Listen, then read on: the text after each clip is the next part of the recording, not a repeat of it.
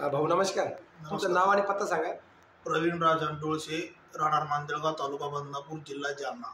हां, तर तुम्ही तब्येतीच्या कोणत्या त्रासासाठी औषधी घेतली होती नंतरची? मी मुळव्यासाठी औषध घेतलं सर. हां, मुळे कोणकोणतं घेतलं होतं सर? इमोरिज घेतलं होतं. हां, आणि त्याच्यानंतर हे पाहिलं केलं. आता ती बॉटलसाठी आपण टाकली होती हो. पाहिजे. हां हां, 3 औषध घेतलं सर. हां. आणि हे पावडर घेतलं होतं आपण नाही? घेतलं. हां, झायमोलेक्स पावडर घेतलं होतं. बरं, तुम्हाला किती दिवसामध्ये ते मुळव्याधला फरक जाणवला? तर मला 10 दिवसामध्येच फरक पडला सर. 10 दिवसामध्ये फरक पडलेला आहे. बरं, पथ्य वगैरे काही पाळलं होतं तुम्ही? काहीच नाही सर. तरी पाळलं? पहिलं रनिंगला 5 दिवस पाळलं सर मी. हां, सुरुवातीला. हां. नंतर त्यानंतर नाही ना. नाही. तर तुम्हाला हे जे औषध आहे मुळव्यासाठी कोणी सांगितलं होतं? हे सचिन डोळसे आमच्या हां, गावचे. ते सचिन भाऊ डोळसे यांनी आणि माझ्या सांगितलं. भावाने बी यूज केलं होतं त्याच्या हां, अगोदर. बंधू जे आहे आनंद भाऊ हो, आहे, त्यांनी यूज केलं होतं अगोदर आहे की नाही? हो, ते यूज केलं होतं तुमच्यामुळं हा. तुम्ही घेतलं नंतर मी त्याच्यामुळं. घेतलं नंतर. हो. तर तुम्ही समाधानी आहे का बरं हे औषध वापरून? समाधानी सर, समाधानी. मला आताही तकलीफ नाही. दररोज मटण मच्छी वगैरे खातो मी. किती काही दिवस झाले संपर्क घेऊन आपल्याला हे?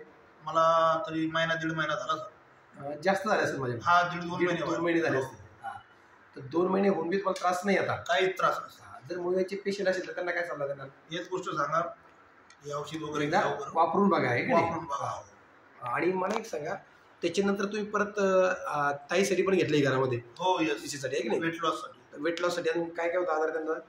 वेट लॉस त्यांना सांधेवात होता, थायरॉइडचा एक थायरॉइड होता. हां, आणि पांढरे पाण्याची समस्या पण होती समस्या बघा. होती. ताई बोलल्या ते बी मला. बंद. हां. आता त्यांना रिझल्ट वाटतोय का? रिझल्ट वाढतो सर. त्यांनी किती दिवस घेतलं? त्यांनी रेग्युलर केलं ते 1 महिना. एक महिनाच केला केला. पडला. हो. तर अजून पुन्हा कंटिन्यू करायचं.